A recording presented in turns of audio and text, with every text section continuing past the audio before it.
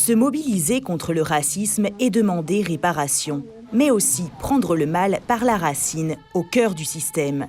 C'est ce qu'on s'emploie à faire ici, à l'École de médecine du Nord de l'Ontario, où les étudiants travaillent avec les communautés autochtones, apprennent leur culture et sont initiés à la médecine traditionnelle. On devront passer un mois dans une réserve autochtone pour vraiment savoir, comme étudiant de médecine et comme un futur médecin, c'est quoi la culture de ces personnes, pourquoi est-ce qu'on a différentes traditions et faire certain qu'on peut prendre soin d'une façon appropriée pour eux. L'étudiante a déjà pu mettre en pratique ses connaissances sur le terrain. Cette semaine, je suis en urgence et il y avait une femme, un patient autochtone qui est venu.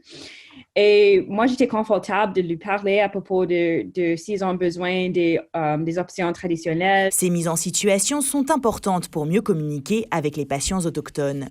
Le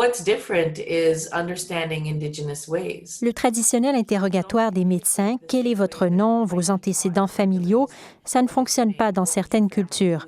Il en va de même pour l'examen physique. C'est important d'apprendre à réagir en conséquence. Si un médecin demande à quelqu'un de lui raconter son histoire, ça peut prendre plus de temps et un médecin, c'est toujours trop pressé. Mais en réalité, il faut écouter attentivement, prendre le temps pour comprendre où est le problème. Et surtout se débarrasser des préjugés. One of the most common stereotypes is all Indians or all First Nations people are alcoholics. Ces discriminations au sein du système de santé ne datent pas d'hier et sont même documentées. Elles ont lieu partout au Canada. If true, it is intolerable, unacceptable and racist.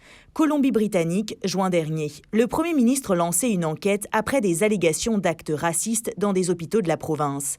Des employés de l'urgence se seraient amusés à deviner le taux d'alcool dans le sang de patients autochtones.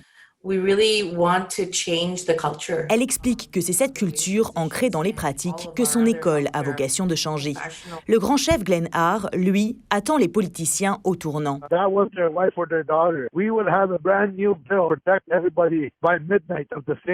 Mais cette fois, la preuve est là, visible, aux yeux de tous. Il espère que les changements, maintes fois promis, auront finalement lieu. Ici Camille Feyreisen, Radio-Canada, Toronto.